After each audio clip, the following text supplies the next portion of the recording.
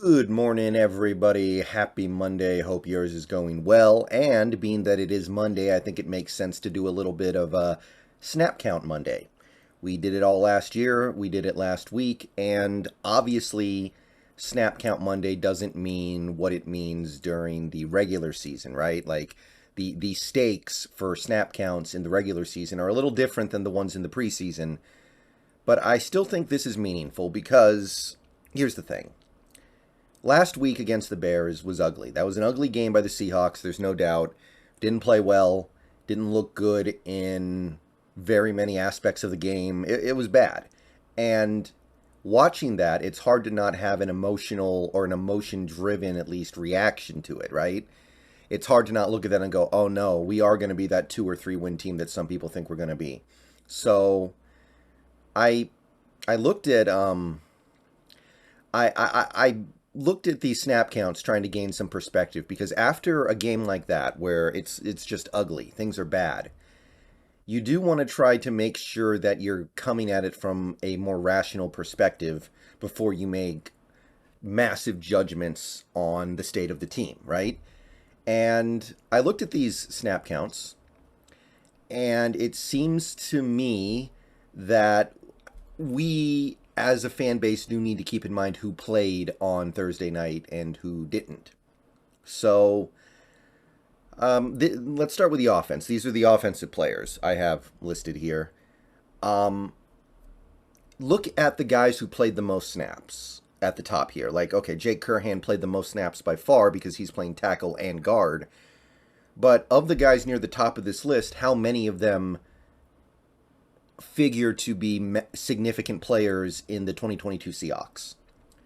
Cross and Lucas, both in the top five. Yeah, they're both probably going to start. And hey, both guys played good, right? I mean, okay, Cross didn't play good. He did good blocking. I guess we'll just leave it at that. I don't want to go crazy with it, but he can block, right? Okay, Cross and Lucas, right? After that, Phil Haynes, maybe, hopefully. He played half the snaps, 40 of them. And then after that, maybe Gino if he ends up starting. Sure, 29 snaps, 36%. What else? Anything? Gabe Jackson, Austin Blythe. You get all the way down to like 21%. And if you look at the bottom of the list, look at some of the guys who barely played or didn't play at all. The two starting receivers, the starting tight ends combined for less than 30% of the snaps. You see what I'm saying? There's no doubt it was a bad game. However, the thing to keep in mind here, I think, is that what that preseason game exposes about the Seahawks is that we have very bad depth at most positions. We do not have depth.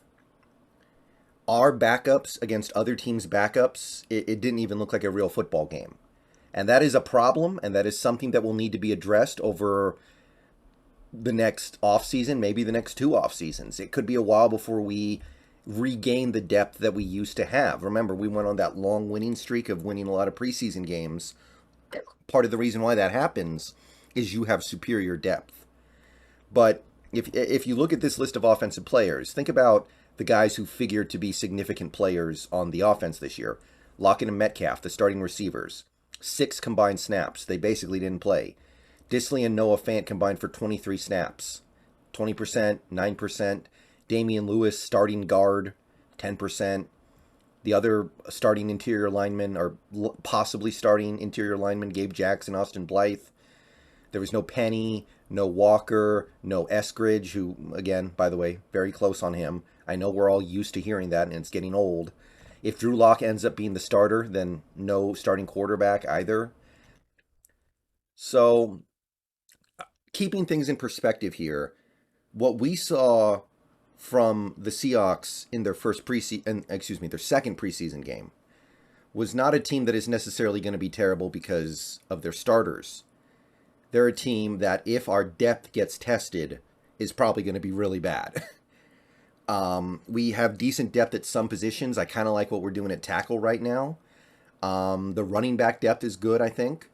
And maybe wide receiver, although we need some of these guys to actually step up and prove it. But lot of these positions, man, you can see where we don't have depth. And that bears out even more so, I think, on the defensive side of the snap chart. Like, look at some of these guys who played the most snaps. By far, number one, Michael Jackson, cornerback. Now, he played okay. I'm not here to hate on Michael Jackson. I thought he was actually playing pretty decent out there, but Michael Jackson may not make this roster. He may end up on the practice squad. He may end up elsewhere. If he makes the roster, he's going to be right near the bottom of the cornerback depth chart. Woolen, I don't think he's going to play very much defensive back his first year. He played 60% of the snaps almost. Jones, backup safety, played 56%. Dublanco, does anyone think he's going to make the team? He played 40 snaps, 56%. So what a game like Thursday's game exposes is our lack of depth. These are depth guys who aren't able to keep up with other teams' depth players. You have to go a little bit down the list before you start finding guys who even have a chance to be big contributors to this defense in 2022. Kobe Bryant played 29 snaps, 41%. Mafe played 27, 38%. If Coleman somehow manages to make the team, he might play a decent amount.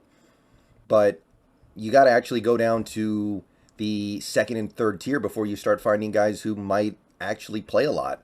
Like Taylor, 37%. Monet, 35%. You know those guys are going to play more when the games actually start mattering. Alton Robinson, 34%.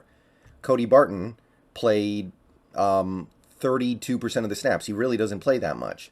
Nwosu, who, by the way, I thought was actually one of our few really standout players in that game, only 23 snaps.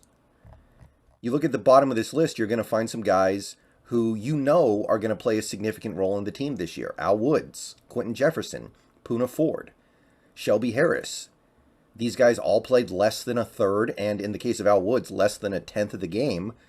That might be our starting defensive line, or at least a significant piece of our starting defensive line rotation in 2022. So I think this just helps people keep the balance, keep perspective on things. When Tanner Muse and Onujiogu are playing more snaps than guys who figure to be key starters on your defensive line when the season starts, I think it's important to keep things a little bit in perspective, right? Like, Darrell Taylor is going to play way more than 37% of the snaps when the season starts, right? And guys like Michael Jackson and Tariq Woolen will be lucky to get on the field when the season starts. Now, again, depth is a thing. The depth on this team right now is a problem. Some areas more so than most, but our depth is weak. If we have a lot of injuries this year, yeah, it could be that really bad 2-15 season some people are thinking about. But this was not an indictment on our starters. I don't think we need to make it out like it is. So step back, have a little bit of perspective here, and keep in mind who we actually had out there.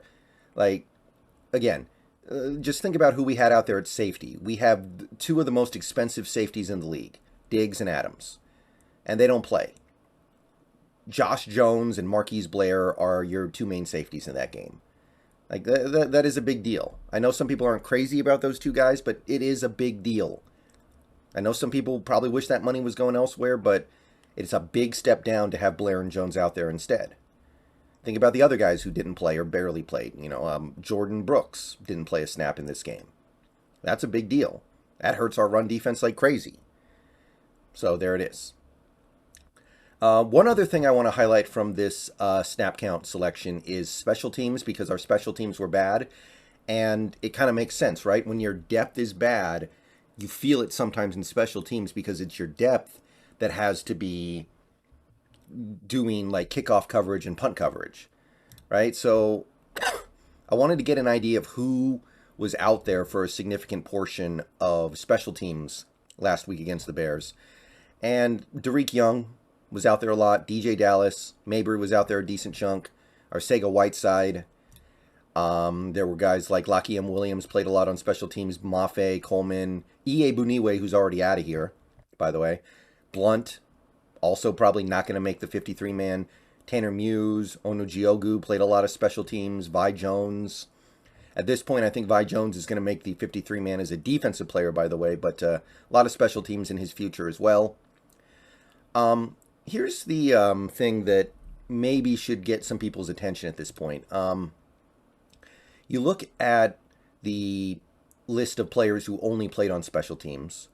Nick Bellore among them, 4 snaps. Now, it may have been a meme, but there was a reason why we voted Nick Bellore into the special teams Pro Bowler spot a couple years ago. I know it was kind of a, a gag, like, hey, we can just flood the Pro Bowl voting process with Nick Bellore votes because we all love Nick Bellore, but he is a good special teamer. I don't know if he should have made the Pro Bowl that year, but he is good. So this is something you don't really notice when you're watching the game live, right? You're not going to count all the players on special teams, right? At least I don't. Maybe you guys do. But I didn't. So I didn't know that Nick Bellore was barely out there. So this was kind of interesting, right? It was like, okay, Nick Bellore's not out there on special teams. He's one of our better special teams players. We already know we're dealing with the loss of BBK, who was a good special teamer.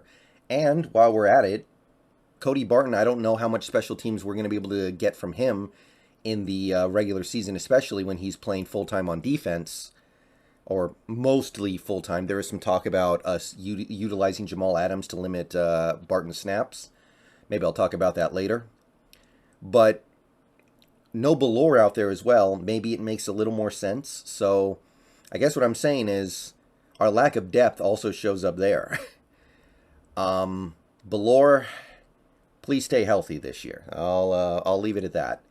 Apparently, you are the finger in the dike for our special teams. All right, let me know what you guys think. I just wanted to take a more objective look at who actually played on Thursday against the Bears. I think it helps keeps things a little more balanced.